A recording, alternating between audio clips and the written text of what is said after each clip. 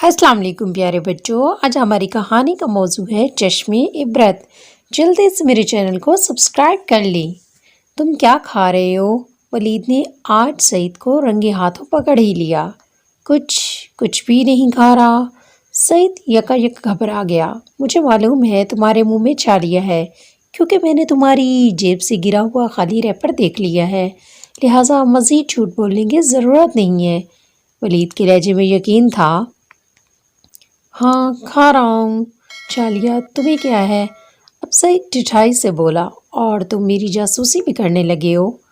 मुझे कई दिन से तुम पर शक था। तुम कुछ उल्टे सीधी चीज़ खा रहे हो, लिहाजा इसकी तस्दीक के लिए तुम पर नज़र रखनी पड़ी। वलीद ने सच्चाई से उसे बात बता दी। अच्छा, मज़ीद लेक्चर देना बंद कर दो। इस काम के लिए हमारे असातिज़ा ही काफ़ी हैं। सईद ने उखड़े हुए लहजे में उसके आगे हाथ जोड़े और स्कूल गेट की तरफ बढ़ गया। वलीद और सईद कई सालों से अच्छे दोस्त और हम जमात थे। एक ही मोहल्ले में रहते थे। पढ़े लिखे ख़ानदान से तल्लुक़ था। वलीद को सईद पर काफ़ी दिनों से शक था कि ये कुछ उल्टी पुल्टी चीज़ें खा रहा है, इसलिए उसने उसकी जासूसी की और इसी तरह उसे पता चल गया कि वो छालिया खाता है। वलीद इसी परेशानी के आलम में घर पहुंचा। उसके समझ में नहीं आ रहा था कि सईद जैसे दोस्त इस बुरी लत में कैसे मुब्तला हो गया। वलीद के लिए अब सबसे अहम फ़र्ज़ अपने दोस्त को इस जहरीले मादे से छुटकारा दिलाना था। शाम को जब वलीद के अबू दफ्तर से वापस घर आए तो उसे फ़िक्रमंद देखकर नरमी से पूछा, वलीद बेटा, आज आप बहुत परेशान लग रहे हो, खामोश भी हो, क्या मसला है? वलीद ने हिचकिचाते हुए अब्बू से आज की सारी दास्तान कह डाली।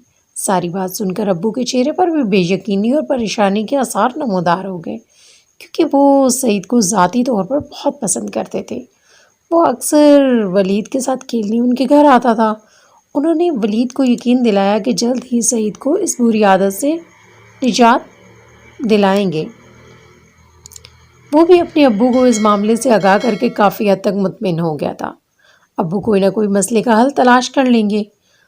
वलीद के अब्बू ने पहले तो सईद के वालिदैन से इस मौजू पर बात करने का सोचा, लेकिन अगले ही लम्हे उनके जहन में जो तरकीब आई वो ज़्यादा कारीगर साबित हुई।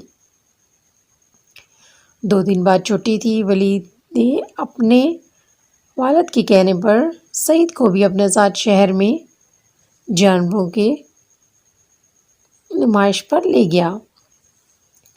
सईद के वालिदैन ने उसे फ़ौरन इजाज़त दे दी। नुमाइश से वापसी पर अब्बू ने एक हॉस्पिटल के सामने रुक कर कहा कि मुझे अपने एक दोस्त डॉक्टर से मिलना है, तो इसलिए हम हॉस्पिटल जा रहे हैं, तो बेटा आप लोग भी अंदर आ जाएं, क्योंकि बाहर बहुत गर्मी है। वो हॉस्पिटल की तरफ चल पड़े। राहदारी में मौजूद एक आदमी को अब्बू ने डॉक्टर अहमद से मुलाकात का बताया, तो उसने इन तीनों को अंदर जाने दिया। अंदर दाखिल हुए तो उन्हें वहाँ मुख्तलिफ वार्ड्स नज़र आए। कुछ दरवाज़ों को छोड़कर वलीद के अब्बू एक वार्ड में दाखिल हो गए। वार्ड के इस्तकबालिये पर ही उनकी मुलाकात डॉक्टर अहमद से हो गई। दोनों बच्चों ने उनको सलाम किया और अब्बू के साथ वहीं पर खड़े हो गए। अब्बू और डॉक्टर साहब बातों में मसरूफ़ हो गए तो वलीद उकता गया। सईद से बोला कि सईद, यहाँ फजूल बैठने से बेहतर है कि ज़रा वार्ड का चक्कर ही लगा लें, क्या ख्याल है? सईद भी इसकी बात को गनीमत जानकर उठ खड़ा हुआ। कुछ ही फासले पर दोनों जानिब बिस्तरों की कतारें लगी हुई थी, जिन पर मुख्तलिफ मरीज़ थे और मरीज़ों की अक्सरियत नौजवानों की थी। कुछ तो तकलीफ़ से बुरी तरह कराह रहे थे, कुछ के होंठ और गालों पर गहरे ज़ख्म थे। इन मरीज़ों की मुख्तलिफ दवाइयाँ देने के बाद इंजेक्शन भी लगाए जा रहे थे, लेकिन उनकी तकलीफ़ कम होती दिखाई नहीं दे रही थी। मरीज़ों की ये हालत देखकर वलीद और सईद के चेहरों पर खौफ और दुख के आसार वाज़ेह हुए। कुछ ही देर में डॉक्टर अहमद और अबू भी उनकी जानिब आ गए। सईद ने डरते डरते डॉक्टर अंकल से पूछा कि अंकल, इन सारे मरीज़ों को क्या हुआ है? बेटा, इनमें अक्सरियत मुंह, ज़बान और हलक के कैंसर का शिकार है और इंतहाई तकलीफ़ और अज़ियत में मुब्तला हैं। वो दुख से बोले। तो इन्हें कैंसर किस वजह से हुआ है? वलीद ने जानना चाहा। बेटा, मुंह के कैंसर की बड़ी और अहम वजह पान, छालिया और गुटखा वगैरह का इस्तेमाल होता है। अवाम में इस जहर की आदत पूरी तरह सरायत कर चुकी है। لہٰذا آئے دن بے شمار لوگ اس موذی مرض کا شکار ہو رہے ہیں۔ ڈاکٹر احمد نے دونوں کو آگاہ کیا۔ انکل، ان لوگوں کا علاج نہیں ہو سکتا؟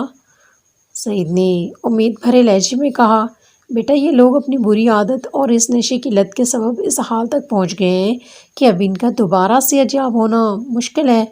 بس ہم یہاں ان کی اذیت کو کم کرنے کی کوشش ہی کر سکتے ہیں۔ سعید کی نگاہوں میں واضح پریشانی تھی۔ ابو نے ایک نظر اس کی جانب ڈالی اور اطمینان کا سانس لیا کہ ان کو اپنا مقصد پورا ہوتا نظر آ رہا ہے۔ واپسی کے راستے تقریباً خاموشی میں گزرا۔ سعید مسلسل سوچوں میں گم تھا اور ولید اور اس کے ابو کا یہی مقصد تھا کہ وہ اپنا احتساب خود کرے۔ اگلے دن سعید جب اسکول آیا تو سارا وقت خاموش رہا۔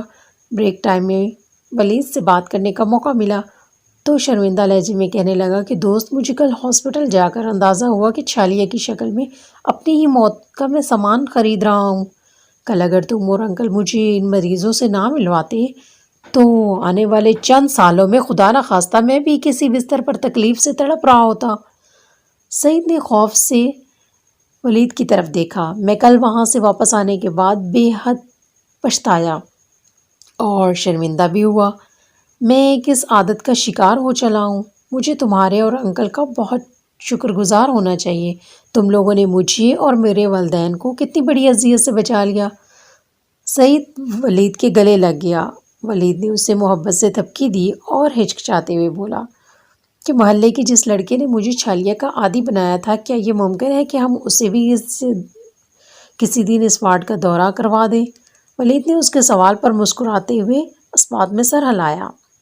دیکھا بچوں، بری عادت سے ہماری جان بھی جا سکتی ہے۔ اگر آپ کو میری ویڈیو اچھی لگی ہو تو پلیز میرے چینل کو سبسکرائب کیجئے، میری ویڈیو کو لائک اور شیئر کیجئے۔ شکریہ۔